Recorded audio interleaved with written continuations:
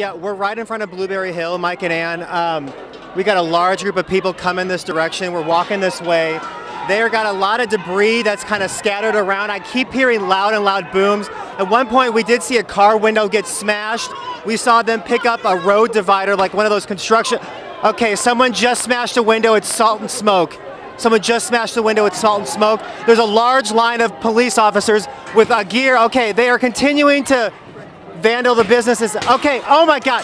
Someone just smashed the window at Blueberry Hill. They just smashed the windows. They're... All right, we want to get away from Jacob right now. We know that is very dramatic television, but our goal right now is to keep Jacob Long and his crew safe, and Christina Coleman and her crew safe. Yeah, this is, I think, is an example of what Jacob was just talking about. You know, it wasn't that long ago. We're at the Starbucks here on Leland and Delmar, and it wasn't that long ago as the larger organized protest was moving through. People were in here, you know, having dinner in most of these restaurants that we saw. We'll spin around and show you back to where we were. This is Vintage Vinyl as a landmark here, and as you can see, this part of the street has been cleared out. Ma'am, I'm with Channel 5. We're live on the air. Do you have any interest in speaking on the air with me? If not, that's okay. I just want to let you know we're on. I don't know if it's Casey. I don't know if you're going to want to hear what I have to say. Well, if it's a family show. If you'll keep it clean, I think we can do this. I'm armed. I'll hold your broom. No, the broom. No, the broom. Because you were obviously here in the protest tonight, and you're upset now. Tell me what you're thinking. I'm extremely sad and disappointed. University City is better than this. We are known for our tolerance of all people, all creeds, all colors, all religions. This is ridiculous. BLM protesters, honor the cause, protest peacefully. There is so much more work that needs to be done in this country and in Missouri and God knows in St. Louis. We gain nothing. When the first rock is thrown, when the first brick is thrown, when a chair goes through a Starbucks in University City that employs University City residents. Think about it. We know better. We have to do better. Yeah, so we're behind the officers, as you could see. They were walking, now they are on a brisk little jog, as you can see right here in front of us, heading down 9th Street. We're at 9th Street and Locust. They were gathering at the end of the road there on Olive, where you saw a lot of that damage from the vandalism earlier this evening. So you can see them just kind of gathered there, up there at the intersection. I think that's Washington and Tucker. Just them kind of lined up. They're lining up. And so not sure exactly what they're going to be doing. Christina, we can get another perspective of this from our Casey Nolan, who's kind of on the other side of all of this. Casey, are you there, and what are you seeing? Sure. Yes, Mike. Well, I'm seeing arrest right now. We're trying to stay out of the way, stay out of this story, and still cover it. A little bit of confusion there for a second as we were getting different commands to go in different directions, but we are now behind the police line. Multiple times they said final warning. People kind of defiantly walked through the police line, holding their hands up after being told to go in the other direction on Washington Avenue and being told this was an unlawful protest. It looks like a few of those folks have been arrested. So far, seems to be no one is resisting that I can see in my line of sight right here. We're on Washington Avenue, or excuse me, we're on Tucker, just north of Washington Avenue.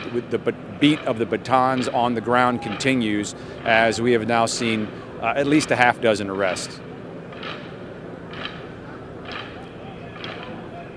They're trying to turn me into a monster. I don't like it. What you're watching I need to get away from me. is a 9-year-old child falling apart. I'm not doing it. I'm never doing it. And what happened to her may also be occurring in your school. I'll never stop. It'll never stop.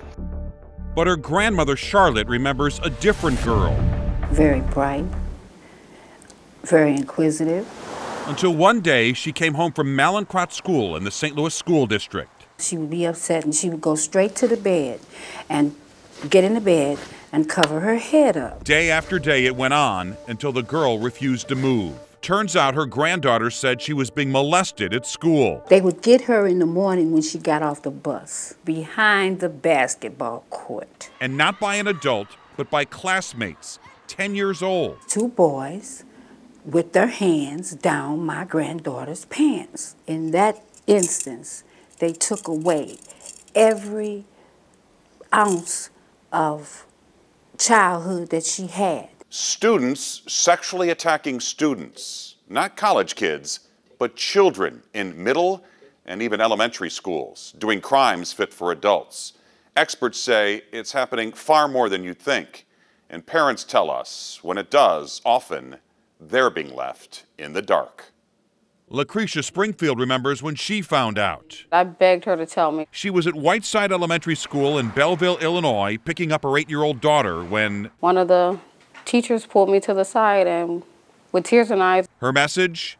Talk to her daughter because something bad had happened. And in a mother-daughter talk, that bad turned out to be a classmate, a girl. She said the girl would put her tongue in her mouth and her hands in her pants. She was scared. Her eyes, went wide. And not far away, Christisha Dowell's 10-year-old daughter was telling her a similar story about the same girl. And she said that the girl did kiss her and the girl did touch her down there. Mom, she touched me down there.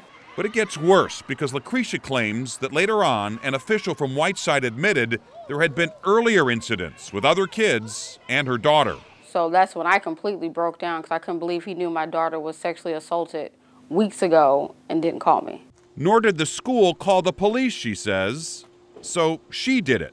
I'm not reporting it. It is completely going against their obligation to do so. I'm sorry, but if you put your hands down somebody's pants, that outright is sexual assault and that is criminal behavior. Dr. Dorothy Espelage is an expert on child bullying and assault. She says schools often downplay or hide these sort of problems. One reason?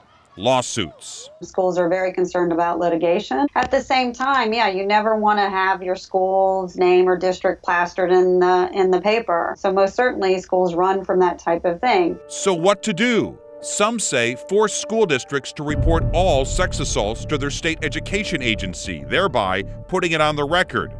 38 states require it and share that information with the public. But Missouri and Illinois do not. That's why mothers like Lucretia Springfield say it's time for a change. When kids have headlights, you get a letter. Let parents know that they need to talk to their children to make sure this didn't happen to them. A massive warehouse fire takes a dangerous turn in South St. Louis. Oh my God!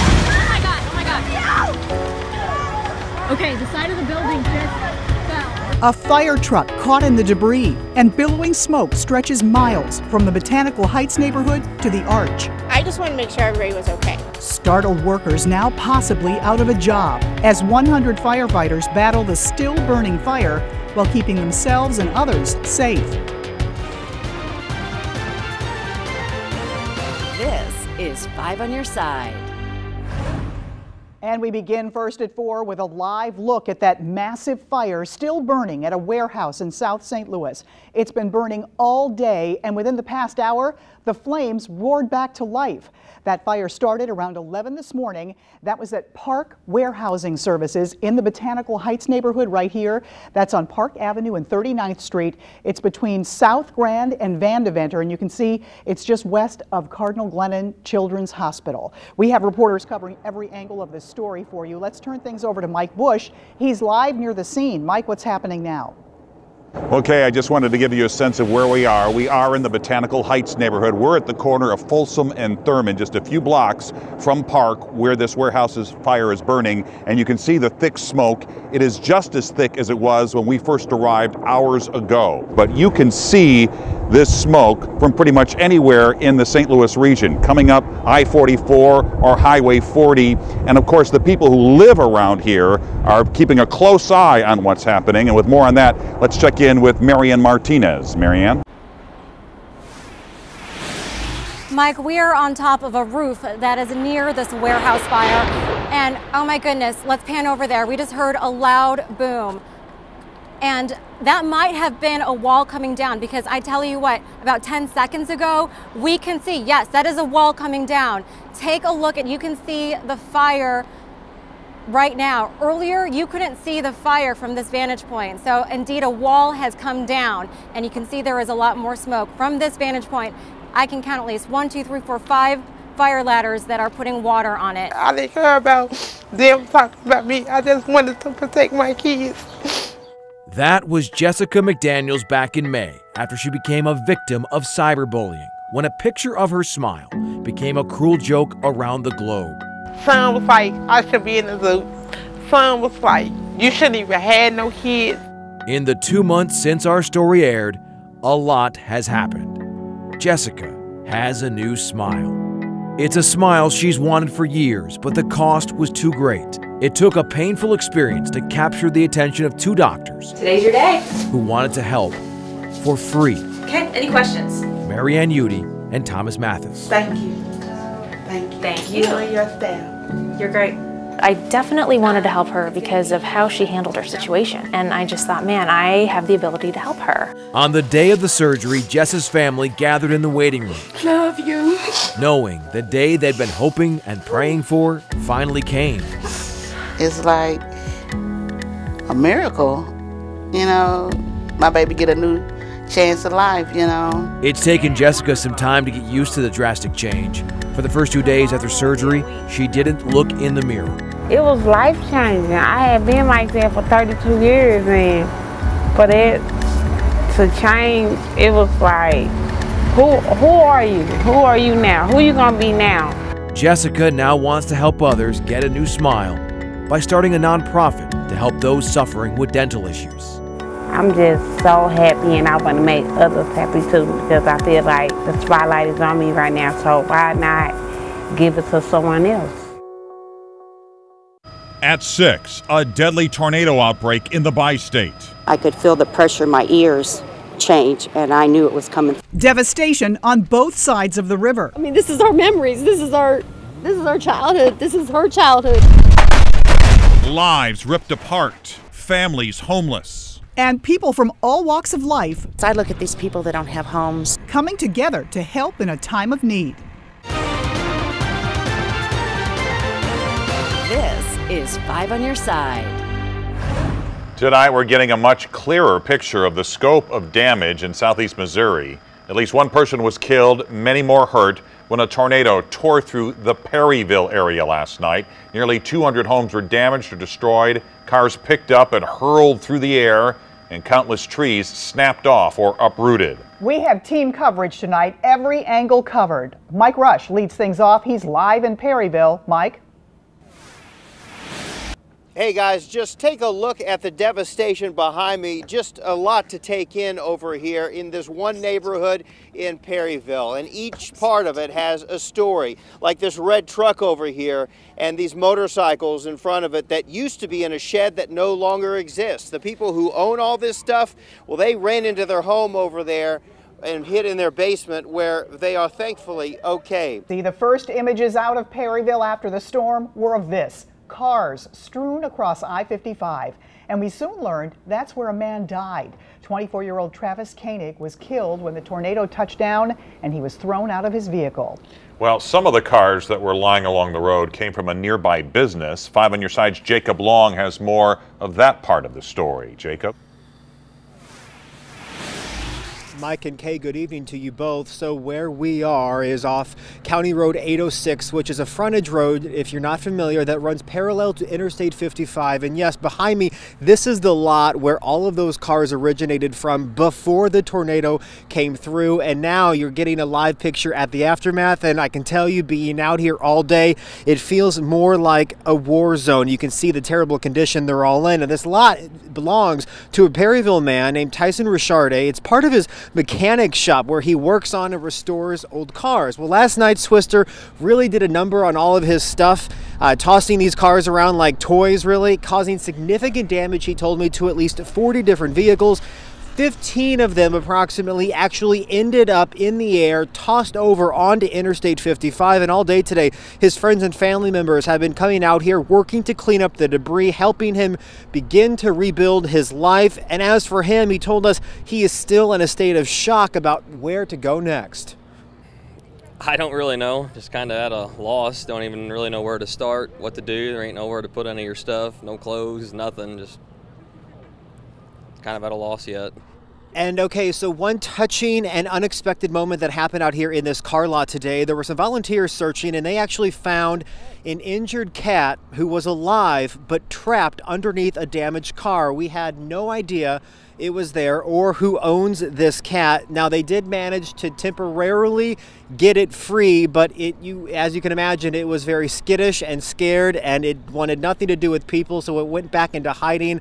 I believe they are trying to track down the owner, and sadly, when these things happen, we have heard similar stories out here tonight of other homeowners who are trying to track down their pets, praying somehow they'll be reunited as the rebuilding process continues. We are excited tonight to announce the launch of the new 5 on Your Side Super School program. Maybe not quite as cool as getting paid to protect the Earth from aliens, but pretty close. Craig Muller is live at the St. Louis Science Center, where more than 100 teachers and school administrators are gathered tonight to learn about it. Craig?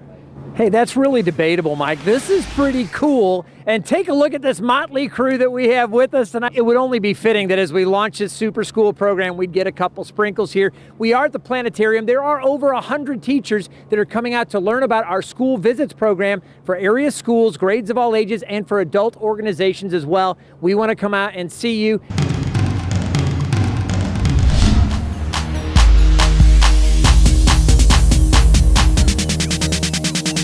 Thanks for joining us as 5 on Your Side celebrates 70 years. 70 years! During that time, it's been our privilege to tell your stories and be part of this community. So Ksdk is turning 70 years old. We thought it might be fun to show you how the tools of the trade have changed in that time. In 2017, a Ksdk reporter might get video of the top story on something as small as an iPhone, or even smaller, like a GoPro. But in 1947, a TV newsman might have a 3-piece suit made in St. Louis and a news camera that shoots film.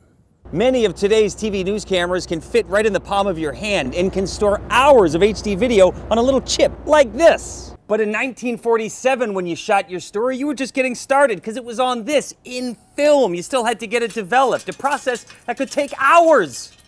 In the here and now, a reporter might hammer out a script right here at the desk or anywhere you can take your laptop. It's like taking the entire newsroom with you. But in 1947, before a reporter's story made the news, it would have to make print on an old typewriter like this one keystroke at a time. With today's smartphones, a reporter dialing up the mayor might not even do any dialing. Siri, get me St. Louis City Hall. But in 1947, there's no Siri, just old-fashioned shoe leather reporting on a rotary phone. Here in 2017, our news vehicles are equipped with cell phone technology, allowing us to beam a story back to the station from right here in the car. And in 1947, you'd roll up to breaking news in one of these bad boys, a 1939 Chevy Deluxe. Price tag, $800. So whether it's 1947 TV news in black and white and shot on film, or TV news shot on cameras smaller than the size of your hand, the #1 job remains the same, bringing the story home to you. And we can't wait for the next 70 years because the best is yet to come.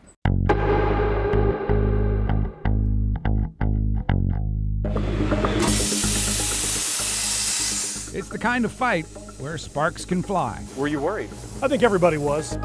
Right to work. It's a law that says unions cannot require employees to pay dues. Conventional wisdom says if dues aren't mandatory, some union workers won't pay them, which means unions could be weaker or break up altogether. For decades in Missouri, supporters of right to work have argued it would make the state more attractive to new businesses. Opponents say without unions negotiating for better wages, pay will go down. It'll affect everyone in this state. It may bring jobs, but low-paying jobs. When you look at states that have passed right-to-work legislation, unions are growing. So which is it? More jobs or lower pay? That's the question Victor M. Garten once answered. I don't see where it's going to benefit people. Victor is a small business owner from St. Charles. Not a union guy. His 8 employees are not union workers, but he still worries about what right to work will mean for him. Do you think it could have an effect on your business? From the bottom line, I truly believe it does. We need people that have decent paying jobs. I worry they might make less, and that's less money that then they may have to spend for services that I provide. Could the answers be just 2 states away? In 2012, Indiana made the switch to right to work, a state with a long union history. So we hit the road for the Hoosier State, First stop, Evansville, and the Plumbers and Steam Fitters Local 136. Thank you, I appreciate it. Mike Falkenstein started here with the union 42 years ago. Worked my way through the ranks like everyone else did, learned how to fit pipe, weld pipe. We asked Mike what right to work has meant for his union. We had heard that going to be this influx of non-union going to come in, they're going to take over. But instead of losing members, he says the opposite has happened. Growth in membership, growth in apprentices. We're at 288 apprentices. We have never seen those numbers before. So are these the jobs right to work proponents promised? Truth be known, the work was already coming to Indiana prior to that, and we have not seen it slow down. Andy says wages for his members have not dropped. What would you say to people in Missouri, in the St. Louis area, that are worried about right to work? Some of them probably should be worried, but the skilled trades, I don't think they have a thing to worry about. Who do you think it really affected, though? Anybody? Mike tells us we might find a different story with a different union. Oh, here, we'll take this call here. Headquarters for the Grocers Union in Evansville is based in Louisville, Kentucky. They got back to us by phone. Are you seeing your membership numbers decline? Yes. Union rep couldn't give us a specific percentage, but says since right to work in Indiana, some members have stopped paying dues, even though the union is still required to represent them. She worries if the unions weaken, wages will go down. I look at our union members and people who work so hard every day to provide their family a better life. It breaks my heart and it makes my blood pressure rise. But what about the new jobs some say right to work can bring? Do you think right to work has brought more jobs to Indiana? I don't know if I can say specifically it has brought more jobs. It has brought more opportunity for us to attract new investment. Greg Wathen is with the Economic Development Coalition of Southwest Indiana. It's his job to help new companies come to town. And I wish I could just say it's just simply, if you get right to work, then all of a sudden your life is going to change. I don't think that's the case. I think it has not been as negative as people say it is, and it certainly probably hasn't been as positive as people thought it might be. It's been another piece of the puzzle. So, after 170 miles and a full day of talking straight to those living with right to work, were we any closer to knowing what Missouri might see from the new law? Yeah, I really didn't expect to hear anything on the positive, I'll be honest with you. So I think trades businesses will continue to grow, no matter what. You're worried about those other folks, though, maybe? It's all the other people, yeah. Well, I'm worried about everybody. That's just, everybody still should get paid a fair wage for doing their job. With Victor M. Garden and photographer Chuck Delaney, I'm Casey Nolan on this 5 on Your Side Verify road trip. Tonight on 5 on Your Side, one of the founding fathers of rock and roll, St. Louis, and Chuck Berry, dead at age 90.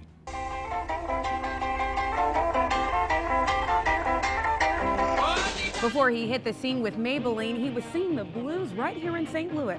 Fans and fellow musicians are remembering Chuck Berry right here at home. And around the world. Including this growing tribute at his statue on the Del Mar Loop.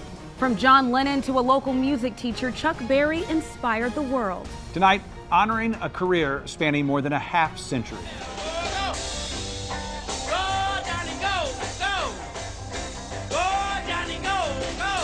What started out as a single rose has grown to what you see here now as people continue to come down here to the Loop and pay homage and respect to a music legend and a man who called St. Louis his home. It may not be rock and roll, but those who gathered at Chuck Berry's statue on the Del Mar Loop appreciated it nonetheless. Some were drawn by the music itself, but others had heard Chuck Berry has died. That was sad. I was shocked, and I just wanted to come over and tribute to his statue because he means a lot to rock and roll, the music world, and St. Louis. Denise Kirby grew up listening to Berry's records. She and Carlos Hughes looked on as people stopped to take pictures with the statue, something people do daily here on the Loop. But it was the youth who passed by without a second glance that reminded them of how easily the past can be forgotten. They really don't know who he is, and to see the flowers, it just lets you know that that man had a long life and his influence around the world and here in town. I mean, anybody that's been to Blueberry Hill for his concerts for the last some odd years, you know what's going on over there.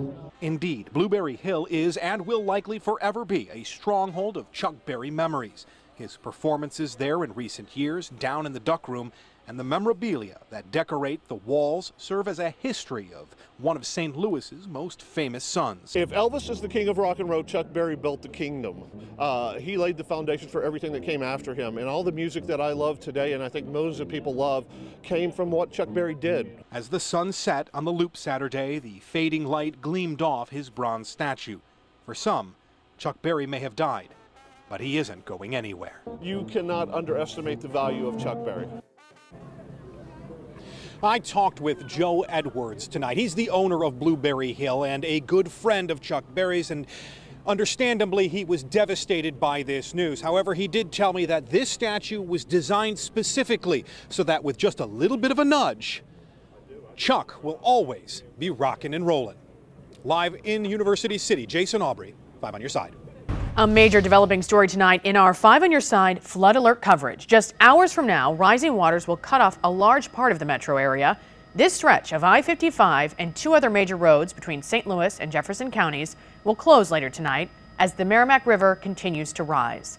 All of this as armies of volunteers are rushing to fill sandbags in a desperate attempt to save homes, businesses, and entire towns from the relentless floodwaters.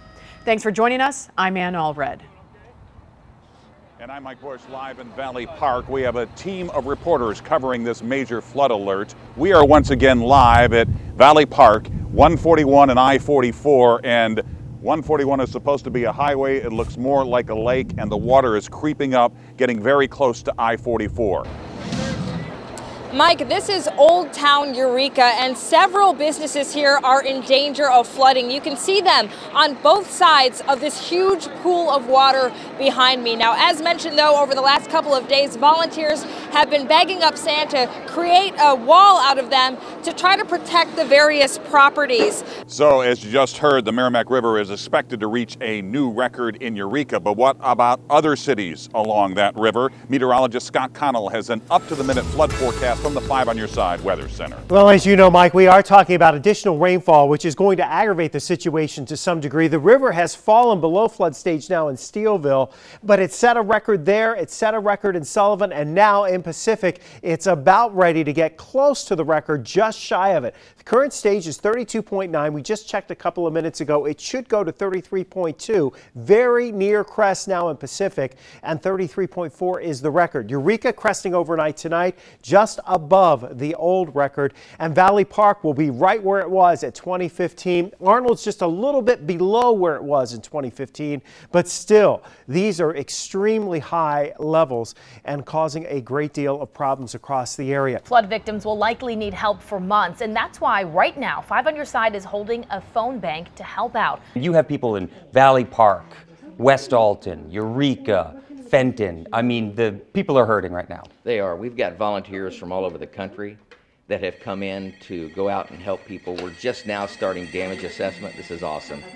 There we go. There is a great need, and it's primarily food, clothing, shelter. And once we assess that, we'll be able to provide a lot more help. How's this make you feel? I was hoping for 3. We got all 6 This is exciting. phones banked.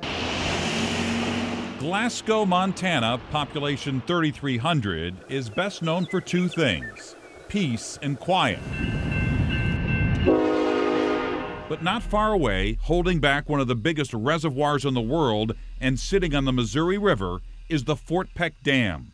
21,000 feet long, 250 feet high, almost 80 years old and counting. I believe it's the most hazardous dam in North America. This doesn't look like that. It looks like sort of a long hill. Dr. Bernard Shanks is a former land and wildlife advisor to the governors of California and Arizona, and has been studying the dams on the Missouri River for more than 4 decades. And he says the problem starts with how Fort Peck Dam was built, which the Army Corps of Engineers describes this way. The dam itself was constructed out of hydraulic fill, which was basically a slurry of mud and water pumped from both downstream and upstream of the dam location. It's not a safe methodology to build dams. Because, Shanks says, it makes them more likely to collapse suddenly and catastrophically. In fact, it's something that happened during the dam's construction in 1938. 135 men were caught in it, 8 of them died. And 6 were never found, their bodies lost in the walls of the dam. where they remain today. And it was a dramatic illustration of a fundamental weakness in this dam. And that's why Dr. Shanks is raising the red flag, because if a dam this big were to fail, he says there would be deadly consequences downstream. It would make the damage from 9/11 look like just a drive-by shooting. Dr. Shanks says a Fort Peck failure could lead to a domino-like collapse of all 5 downstream dams on the way to St. Louis, beginning with Garrison and Oahe. Along the way, that much water would wash out probably dozens of bridges, railroad bridges, highways, pipelines. That house is starting to go. For many St. Louisans, when they think of floods, they think of 1993. Would this be worse? Oh, much worse. This would be the worst flood in American history. After epic flooding in 2011, the Army Corps of Engineers proposed $225 million in repairs to the Fort Peck Dam. They only got about a fifth of that. Most of that was used to repair this spillway, which had to be opened in 2011 to ensure that water didn't overflow the dam. You know, we're competing with all the other projects across the nation for funding. We take that funding and use it to the best of our ability and maximize that opportunity to do the repairs that are most critical. But the Corps tells 5 on Your Side the flood event of 2011 gave them even more confidence in the Missouri River Dam system. And the thing that struck us is that they operated as designed. We went through the flood well. There's no imminent risk, there's no imminent danger to any of the dams. Dr. Shanks is not convinced. Besides the dam's aging infrastructure, he says how it was built makes it more likely to collapse from seismic tremors or an earthquake, perhaps caused by the oil and gas fracking activity happening just 2 hours away. That's why he says we must be vigilant. Dick Cheney, when he was vice president, always said is there was a threat to homeland security of 1% chance of a threat. We should address it. We should take care of it. And certainly in the long run, in these wet years, the threat is above 1%. It's his message for the people from St. Louis all the way to Glasgow. If we wait too long to address the problem, it will be too late. It would be a disaster of historic proportions.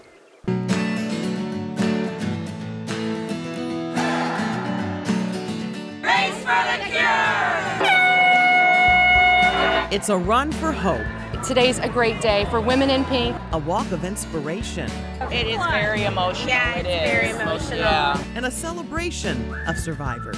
You know, when you see all of the people walking around in their pink shirts, it gives you a lot of hope. It's the day thousands of people from all across the area come together with one goal: to stop breast cancer. It's the 19th annual Coleman St. Louis Race for the Cure. 5 on Your Side has team coverage of the race. Christina Coleman and Rennie Knotts are in Hope Village, where survivors, runners, and walkers, and everyone, all their supporters, have been gathering all morning. Good morning, you guys.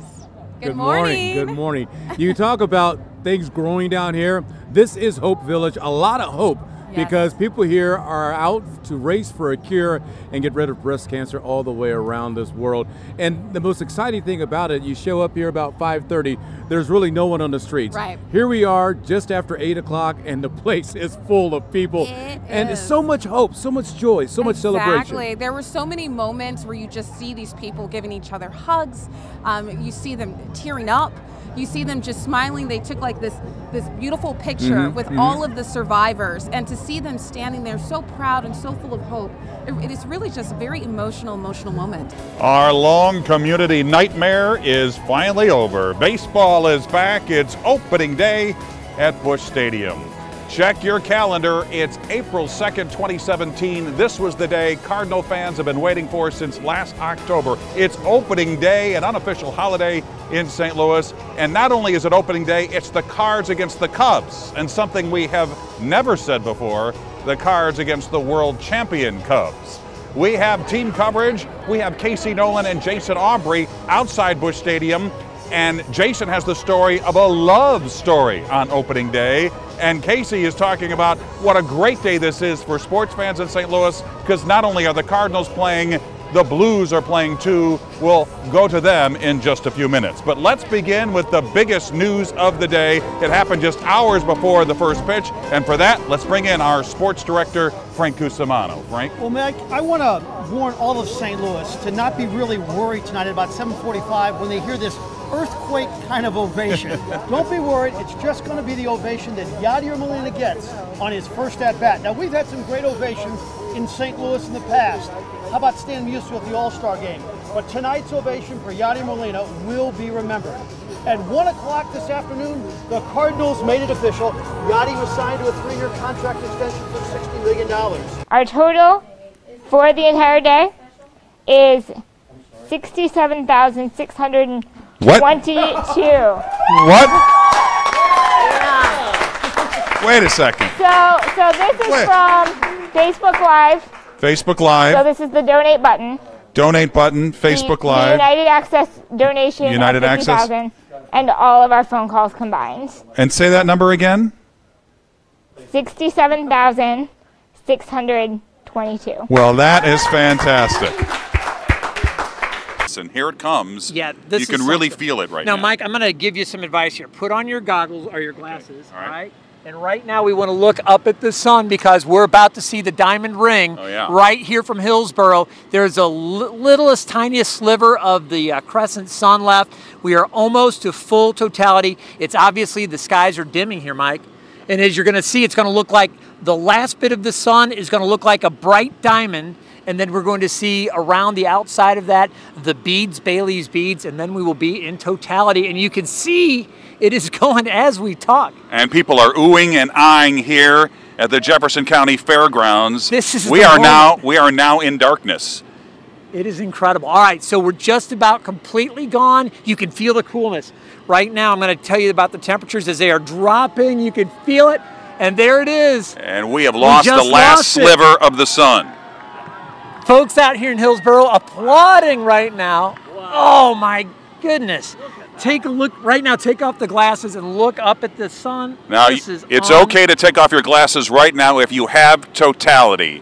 We have totality here, guys. This is amazing. Mike and Kay, I understand you guys have quite a show. Oh, this is incredible. We're looking, not only have we seen the moon go over the sun into totality, but Venus, you can see Venus off in the west of the moon and the sun, and then you look off to the east, and I think Jupiter, I saw Jupiter. You can barely see Jupiter over there. You can see the stars. Regulus was up there near the sun. It is so beautiful. Amazing. It is the most beautiful thing I think I've ever seen. I wanted to do it my own experiment. I brought a Stephen Hawking book, and I wanted to see if I could. Read. It is so dark you cannot read a book. Can you see it? It's hard. Well, that's. It's hard to see. It's very hard to see. Let's see if there's shadow bands, because we have our white paper over here to see if there are shadow bands on the ground. Let's move this cone out of the way. Yeah. And see if that's happening. I don't know if we're going to see it as it comes back out. Look to the western horizon as the light is coming back up now. Woo-hoo! The color in the sky. It's almost like we're getting a new dawn. It's a second dawn. Amazing. Tonight on 5 on Your Side, weeks of waiting end in anger. Today we will proclaim justice or else. A judge declares a former police officer not guilty of murder, leaving a family grieving a second time. My soul is burning, my heart is broken. Old wounds reopened as a city relives its pain. Tonight, a governor's call for peace. We're going to protect everyone's constitutional rights, and we are not going to tolerate violence. Amid cries for justice and change. We will not be divided. No, sir. And we will not take this anymore. This is 5 on Your Side. Protests and unrest once again strike St. Louis. After weeks of waiting, hundreds of protesters take to the streets following a judge's decision. Hundreds are calling for justice after a judge found former St. Louis police officer Jason Stockley not guilty of murder. Now, 12 hours later, the protests continue. St. Louis police say agitators have converged on St. Louis Mayor Lyda Crusen's house. throwing rocks and breaking windows. Here's what we know right now about the latest unrest. The protests today remain mostly peaceful. Officers have arrested at least 13 people so far. Police say protesters assaulted 4 officers. All have minor injuries. The protesters started downtown this morning and have traveled around the city. Now they've moved to the central West End. We have team coverage tonight from the protests and reactions to the governor's response and calls for change in the criminal justice system. Let's begin with 5 on your side's Casey Nolan. He reports on the latest unrest in the central West End. Casey. Mike and Ann, things have changed here in the last 30 minutes or so. In one way, unfortunately, as you mentioned off the top there, this has gone from a very much a peaceful protest, large peaceful protest, to reports of violence. You mentioned the mayor's house. I have not put eyes on it myself, but the mayor is a longtime alderman from this neighborhood, still lives in this neighborhood. The police are reporting, we've heard from firefighters here as well, that protesters have broken windows at her house. That's all we know at this time. We also know that firefighters got reports of a dumpster fire. They're looking for a dumpster fire here in the Central West End. The other way it has changed, what you see behind me now, or what you just saw, much different than the video you can see right now. Around 7 o'clock, a large group of people, a few hundred, 200 or 300 people started from Euclid and Maryland, kind of the heart of the Central West End. They marched down to Forest Park Parkway, past some restaurants, past some people dining out, and then they turned right, went to Kings Highway, and then shut down part of Kings Highway and marched on to Kings Highway and Interstate 64, Highway 40. Tried to get onto the interstate. We believe that was their goal, but they were not successful as police had all of those entrance ramps and exits cut off. They then turned around, came back to the heart of the Central West End. Throughout that time, the crowd grew. That's about a roughly 5-mile area they covered over the couple of hours. The crowd grew to at least 500 people, I would estimate. Down through the residential area, we started to see them break off into different areas, and then a short time after that, we heard reports of activity at the mayor's house. We were also able to speak to some folks before we got news that things may have turned ugly here in the Central West End. Here's what they had to say as they were marching, as they were in the streets. This time the protest is different because it's not going to stop. It's not going to end. We're going to keep going until our voice is heard. We're educated and we have degrees, and we're going to fight on foot and on paper. We've been telling these young people, work through the system. Okay, the system is not working for people that look like me. These young people are fed up. They feel like they have nothing to lose. So I'm trying to support them, trying to tell them, yes, we can make this work if we all come together. At times, the crowd here seemed to be supportive of the protesters and some of their chants. We heard some Black Lives Matter chants coming from apartments, and the protesters would respond to that. However, the chants they were shouting to the crowds, to some of the folks on the sidewalks, where if you're going to kill our people, we're going to kill your economy. And then they also said, get out of the bars, get into the streets. The message being, if you're sympathetic and not do anything, that doesn't help the situation. And then, of course, we did hear some folks who did not want to see these folks here, and we certainly saw that on social media as we were broadcasting some of it live, people getting frustrated with the congestion here in the neighborhood and blocking traffic and whatnot. One thing we should mention along Kings Highway, of course, is Barnes Jewish Hospital. There were a couple of moments there where we saw an ambulance and then a police escorted family trying to get to the hospital. The family said they had a woman in labor. The protesters did let those folks through. There was a small delay, but as far as we could tell, until this latest events that we are hearing from the police at the mayor's house, things were peaceful. We'll send it back to you in the studio. All right, Casey, thanks very much, and we want you to stay safe. Police, firefighters, and the governor are watching the protests. Governor Eric Greitens promised to let people speak out, but said he would not tolerate violence. 5 on your side's Christina Coleman continues our team coverage from the Central West End with more on the governor's message. Christina? Well, as for the governor talking about these people speaking out, they are certainly doing that tonight. They are gathered right now here behind me in the middle of this intersection at Kings Highway and Waterman. Now, just moments ago, we actually saw at least 10 police cars with sirens on heading west down Waterman. Now, it is not clear what they were heading towards, but that is what we witnessed just now. Now, this is some of the video of the protests that were happening a little bit earlier tonight. The governor told us he was very grateful to see people peacefully protesting throughout the day. He also thanked the Missouri State Highway Patrol for keeping protesters off major highways. Greitens says his focus is now on keeping citizens safe throughout the night, making his message clear that violence would not be tolerated. My message to the people of Missouri tonight is that we're going to protect everyone's constitutional rights and we are not going to tolerate violence. And I'd ask everyone who's watching this tonight to make sure that if you are out on the streets, people have the right after this verdict, if they want to protest, if they are hurt, if they are in pain, they have the right to protest, and they should know that our law enforcement officers are there to protect them. And we all, every single one of us, have to make good decisions tonight. Now, the governor has activated the Missouri National Guard. Those teams are on standby tonight. And as you could tell, the people out here, they continue to protest. I asked one of the main organizers how long the protest would be going on tonight. He says his goal is for people to not sleep tonight. So we'll continue to monitor this developing situation, watch as this crowd continues to walk along Kings Highway and throughout the central west end. At this point, there is any indication of them getting tired. All right.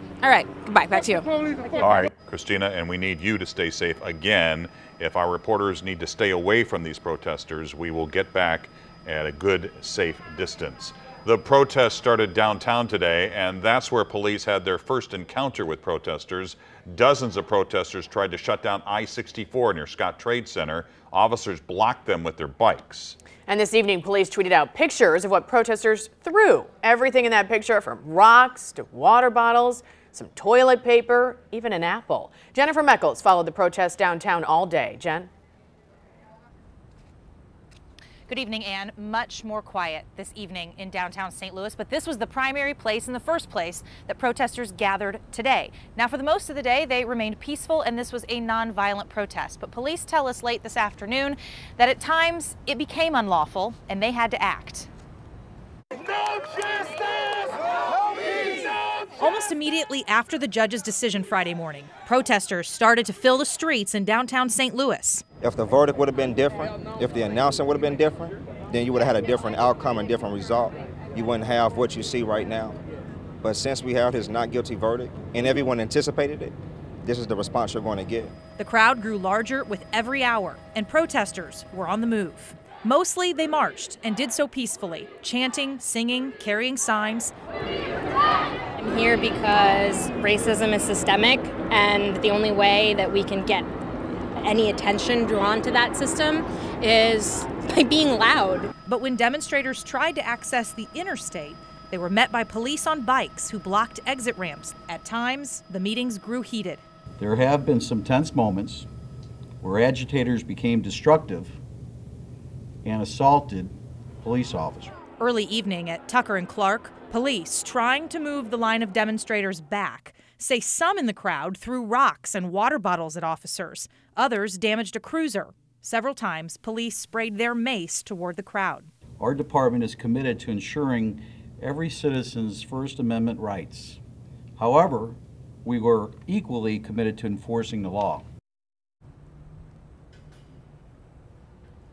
Now, Interim Police Chief Lawrence O'Toole tells us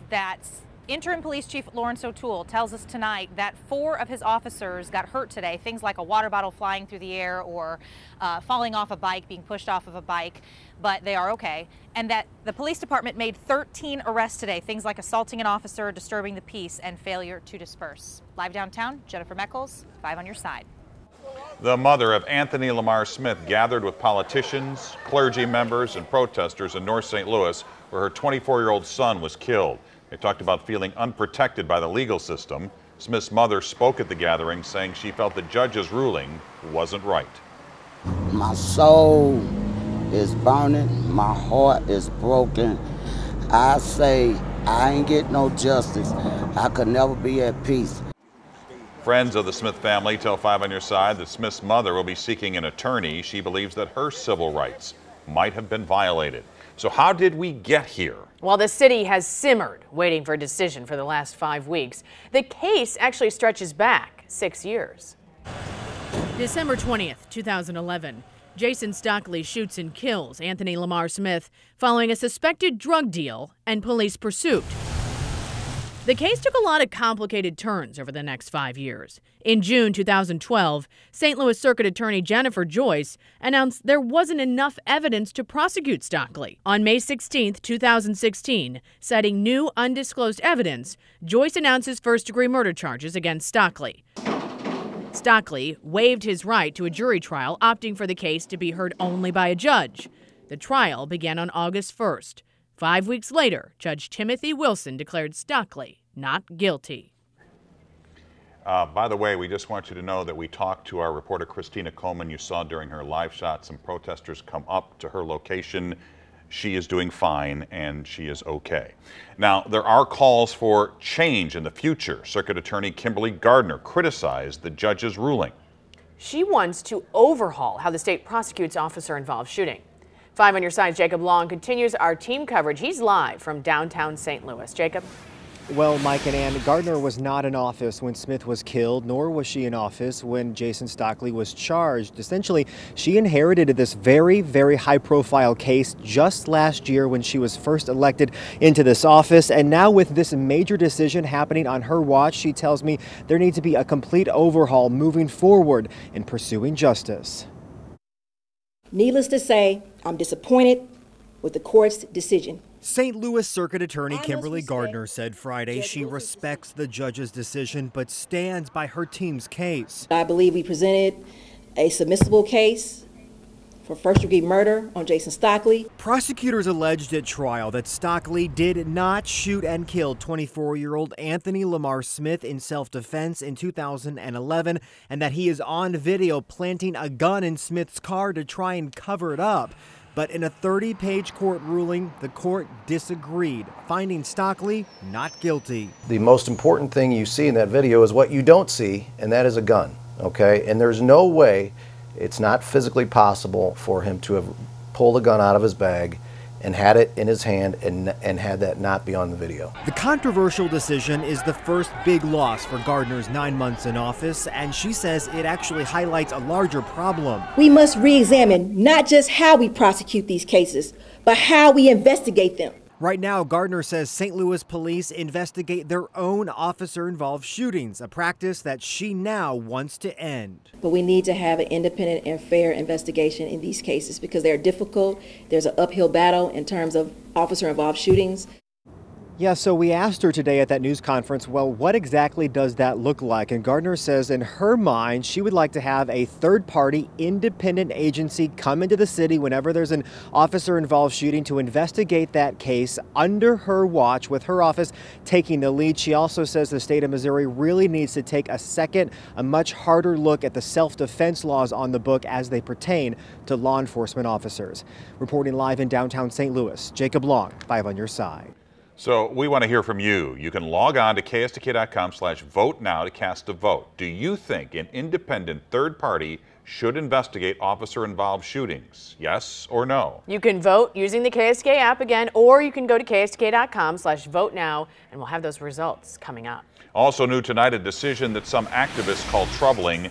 The U.S. Justice Department is rolling back regulations and oversight for troubled police departments. For years, the Office of Community-Oriented Policing Services has investigated issues with police. The DOJ says the Civil Rights Division could take over those responsibilities. It's another way the Trump administration, people say, is taking a pro-police stance. Our coverage never stops at ksdk.com. We have more on today's protests, reaction from Stockley's attorneys, Smith's family, and community leaders on the website and on the KSDK app. A city on edge as protests and unrest dominate St. Louis headlines. Next, how the community can heal and the state of race relations in St. Louis. Our team coverage continues after the break, but first, a look at some of the sights from today's protests downtown.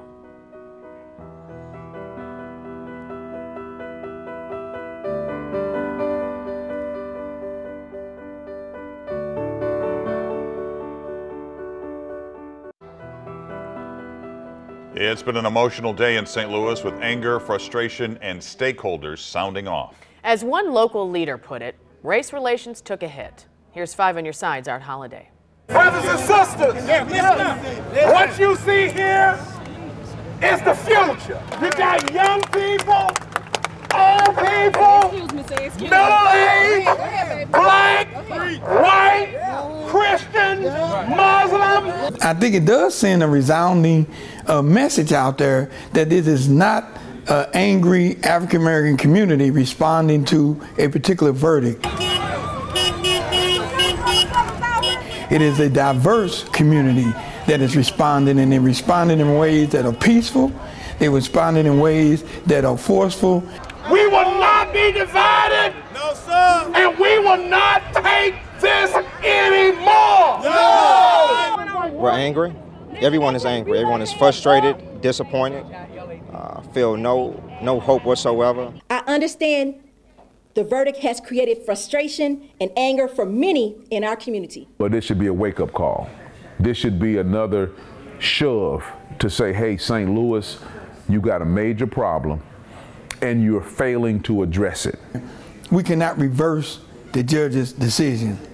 What we can do at this point in time is find ways to ensure that none of this has to happen again. When there is an officer-involved shooting, have a neutral arbitrator step in. It's very difficult for a prosecutor's office who work with law enforcement on a daily basis to then turn around and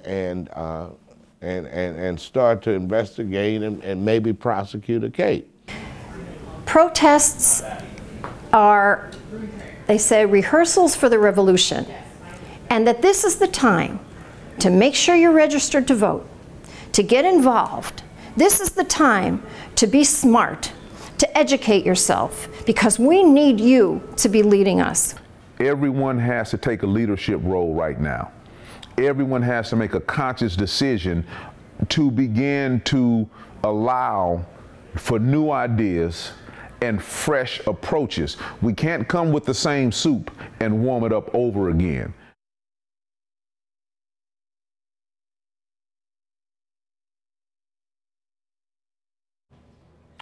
In a stunning announcement earlier this week, a former police officer called for a conviction in the Jason Stockley murder trial, and he called today's ruling disheartening. The public needs to know there are officers who risk their lives every day who are disgusted by what they saw Jason Stockley do and by today's decision.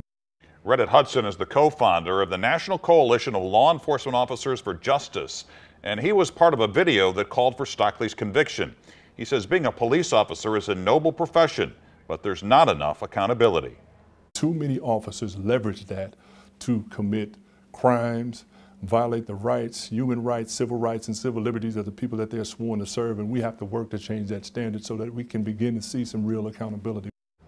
Hudson says the NCLEOJ is made up of retired and former law enforcement officers from a myriad of police agencies across the country. This case and this decision brings up memories of Ferguson for many of you, including the family of Michael Brown. So I can understand how the family actually feel, you know. So all I can do is just be here and support the family. That is Michael Brown Sr., the father of Michael Brown Jr., who was shot and killed in Ferguson 3 years ago. He told the Smith family to never give up and persevere through faith and hope. Brown says he did not take part in today's protests. In addition to the shooting death of Michael Brown, there have been several high-profile officer-involved shootings in the past few years. In November of 2014, 12-year-old Tamir Rice was shot and killed in Cleveland, Ohio. Rice was holding a toy gun. A grand jury decided not to indict the two police officers involved. On June 5th, 2016, 37-year-old Alton Sterling was shot and killed by police in Baton Rouge. Officers can be heard yelling he's got a gun in cell phone video before the incident. Federal prosecutors decided not to seek charges. 1 day later, 32-year-old Philando Castile was shot by a police officer during a traffic stop in St. Paul, Minnesota. His girlfriend streamed the aftermath on Facebook, and Castile later died.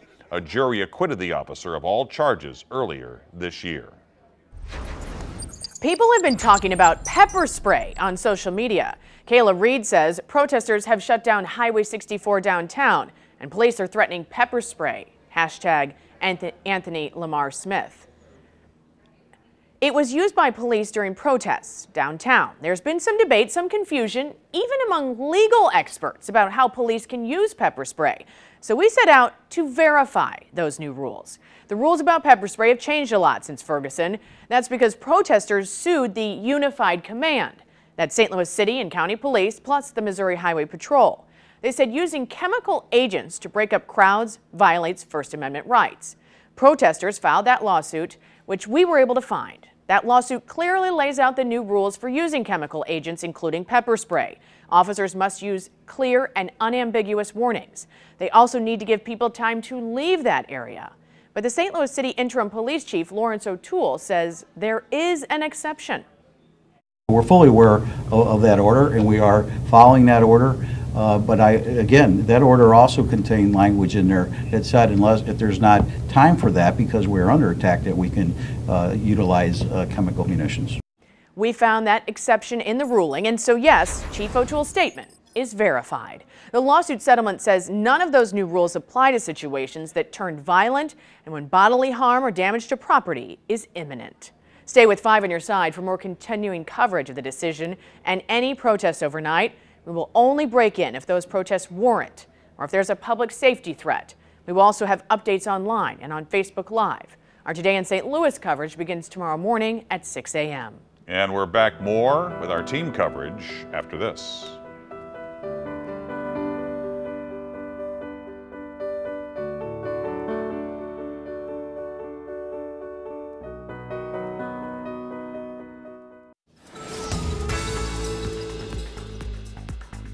Want to update you on the weather. It is going to be another hot one tomorrow, mainly clear to get the day started, and it will remain clear overnight. Sunny and hot tomorrow, that high near 91. As we take a look at the big picture here, we have winds coming up tonight from the south and the southeast. They've been blowing about 5 to 10, occasionally 15 miles per hour or so. We have a front off to the north. This is going to drop through on Sunday, giving us a chance for some isolated to maybe scattered showers, and a couple of storms we're going to be watching. Until then, again, a lot of sunshine for tomorrow. Futurecast very straightforward. We'll see the clear skies overnight tonight, sunshine tomorrow, the temperatures the big story, and then as we get into Sunday, you'll notice the approach of that front and the possibility of those stray showers or storms across parts of the region. So that's the way it's going to go. Some more unsettled weather into Monday and maybe later during the week. Temperatures right now still quite warm across the region, as you can see. As we look at the airport conditions right now, we're at 80 degrees and the winds are south-southeast at Lambert at 13 miles per hour. Here's a look at the 7-day forecast. The temperatures tomorrow near 91. I mentioned that will be near 90 on Sunday and a little cooler into Monday. Guys, back to you. All right, Craig, thanks very much. And we are now hearing from St. Louis City Police. They are saying on their Twitter feed that tear gas was deployed because agitators became violent toward officers and destroyed property at Kings Highway and Waterman. This is a live look from our chopper of the Central West End. You can see a lot of police presence. And again, police also said they gave 2 warnings, 2 commands that it was unlawful to disperse, and then the tear gas Mike mentioned. More coverage of the Jason Stockley decision after this.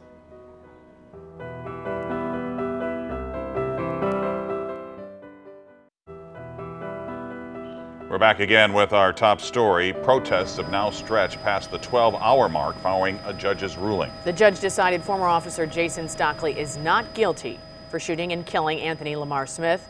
Protests started downtown today. They've now moved to the Central West End.